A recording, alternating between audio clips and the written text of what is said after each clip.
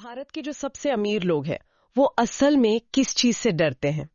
क्या ये पैसा खोने का डर है या अपनी पोजीशन खोने का?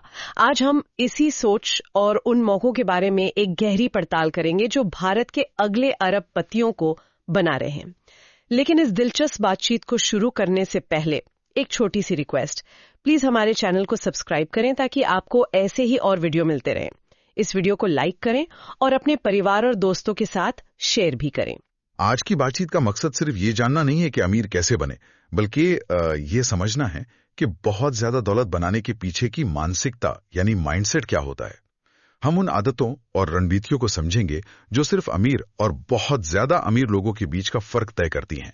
चलिए तो फिर शुरू करते हैं। सबसे पहली और सच कहूं तो सबसे चौंकाने वाली बात जो सामने आई वो ये है कि जिनके पास सैकड़ों करोड़ की संपत्ति है उन्हें अपने बैंक अकाउंट की कोई चिंता नहीं है। बिल्कुल नहीं। उनकी सबसे बड़ी चिंता कुछ और ही है जो सुनने में थोड़ी अजीब लगती है। हाँ, उनका सबसे बड़ा डर है साइकोलॉजिकल इनहेरिटेंस। साइकोलॉजिकल इनहेरिटेंस, ये क्या होता है?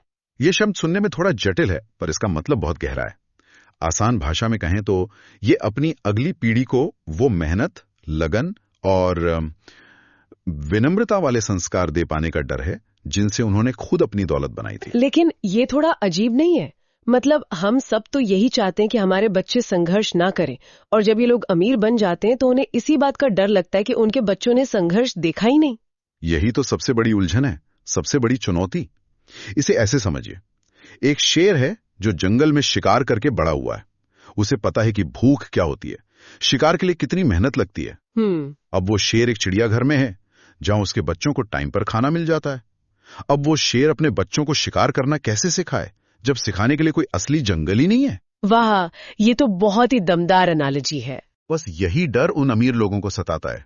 वो ये सुनिश्चित करना चाहते हैं कि उनके बच्चे आराम की वजह से आलसी ना हो जाएं या उनमें वो एंटाइटलमेंट वाली भावना ना आ जाए कि सब कुछ तो हमारा ही है। और मुझे लगता है आज के सोशल मीडिया के दौर में इसमें एक और डर जुड़ गया होगा। आपने बिल्कुल सही पकड़ा।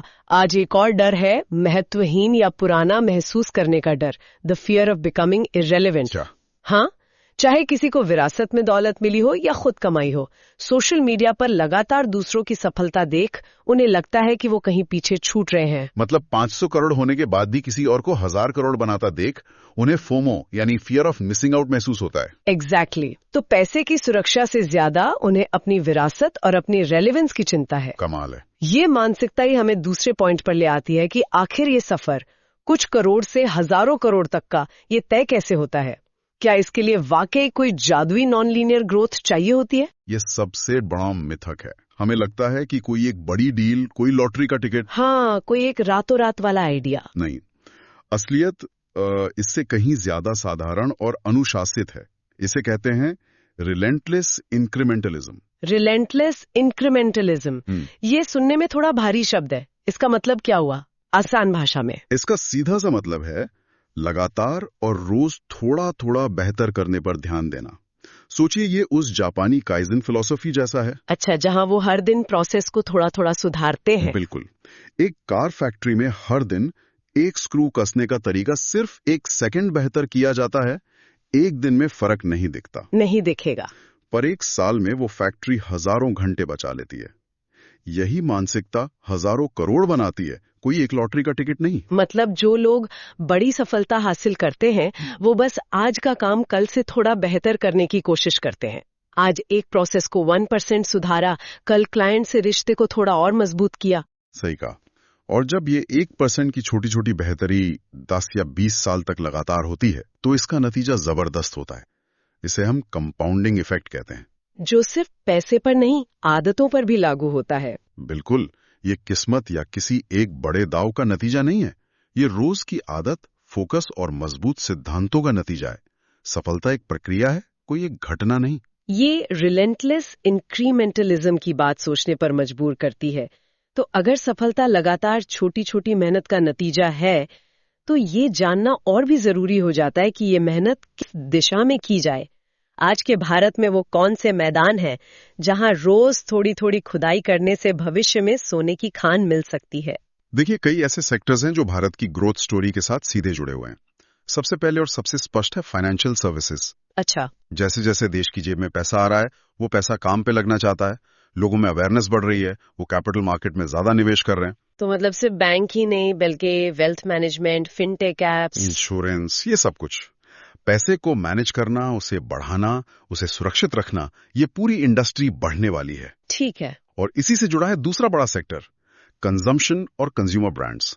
जब लोगों के पास पैसा आता है तो वो खर्च करते हैं। और यहाँ भी शायद दो तरह के मौके दिखते होंगे। एक तो महंगी चीजें खरीदने का ट्रेंड, हाँ, जैसे प्रीमियमाइजेशन कहते हैं। लोग बेहतर क्वालिटी और ब्रांडेड चीजों के लिए ज्यादा पैसे देने को तैयार हैं। और दूसरी तरफ जो असली सोने की खान है वो है पिरामिड के निचले हिस्से में, मतलब आम लोगों के लिए बेसिक जरूरतों को बड़े पैमाने पर ऑर्गेनाइज तरीके से पूरा करना। छोटा पैकेट लेकिन करोड़ों ग्राहक। और जब लोग इतना खर्च करेंगे तो उन चीजों को बनाना भी तो पड़ेगा। इसका मतलब मैन्युफैक्चरिंग का रोल भी बड़ा होगा। निश्चित रूप से। तीसरा सेक्टर वही है, मैन्युफैक्चरिंग और इंडस्ट्री। ग्लोबल सप्लाई चेन में जो बदलाव आ रहे हैं, और मेक इन इंडिया जैसी पहले। बिल्कुल, इनकी वजह से प्रोडक्शन, केमिकल्स, इंडस्ट्रियल गुड्स जैसे क्षेत्र चुपचाप लेकिन लगातार दौलत बना रहे हैं। ये ग्लैमरस सेक्टर नहीं है, इन्हें टीवी पे ज्यादा फुटेज नहीं मिलती, लेकिन ये अर्थव्यवस्था की रीढ़ है। हाँ, और इनमें बहुत स्थिरता और ग्रोथ है। और आखिर में दो सेक्टर जो हमेशा ही जरूरी रहेंगे, टेक्नोलॉजी और हेल्थ केयर। हाँ, हेल्थ केयर। बिल्कुल, टेक्नोलॉजी सर्विसेज और हेल्थ केयर ये एवरग्रीन सेक्टर्स हैं।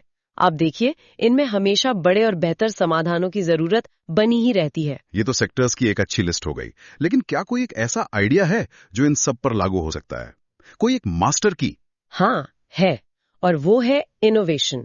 पर यहाँ इनोवेशन का मतलब ये जरूरी नहीं कि कोई विश्व स्तरीय नया आविष्कार हो, जैसे अगला गूगल बनाना। तो फिर क्या? असली मौका है प्रोसेस इनोवेशन में। प्रोसेस इनोवेशन, हाँ, यानी मैन्युफैक्चरिंग, फाइनेंस, लॉजिस्टिक्स जैसे मौजूदा सिस्टम को बेहतर बनाने के छोटे और असरदार तरीके खोजना।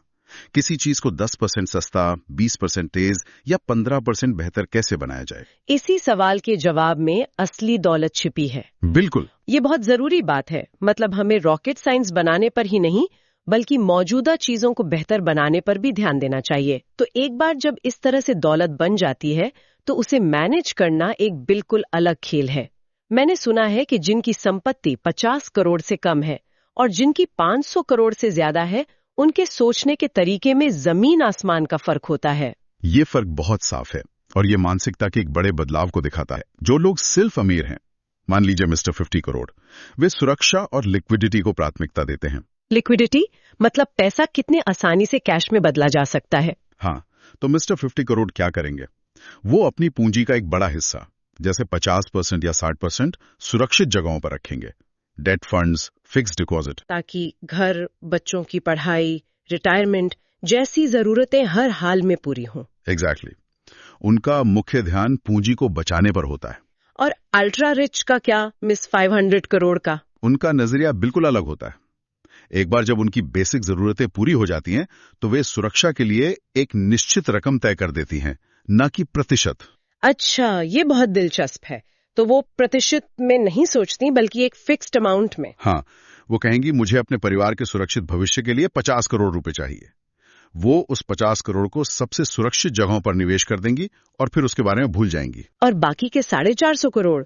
अब उनकी बाकी की 450 करोड़ की विशाल दौलत ग्रोथ कैपिटल बन जाती है। और इस ग्रोथ कैपिटल का एकमात्र मकसद सिर्फ और तेजी से बढ़ना होता है। बिल्कुल, उस पैसे पर वो जोखिम ले सकती हैं।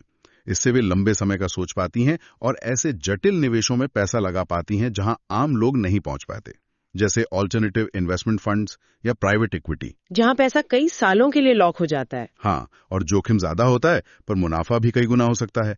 उनका फोकस पूंजी को बचाने से ज्यादा उसे कई गुना बढ़ाने पर होता है।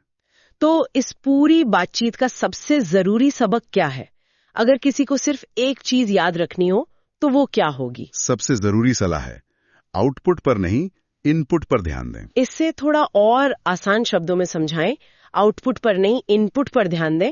इसका क्या मतलब हुआ? देखिए, दौलत, पैसा, सफलता, ये सब आउटपुट हैं, यानी नतीजा। ठीक है। असली चीज है इनपुट, यानी वो काम जो आप रोज करते हैं। आपके इनपुट हैं आपका जुनून, आपकी कड़ी मेहनत, आपकी ईमानदारी और लोगों का आप पर भरोसा।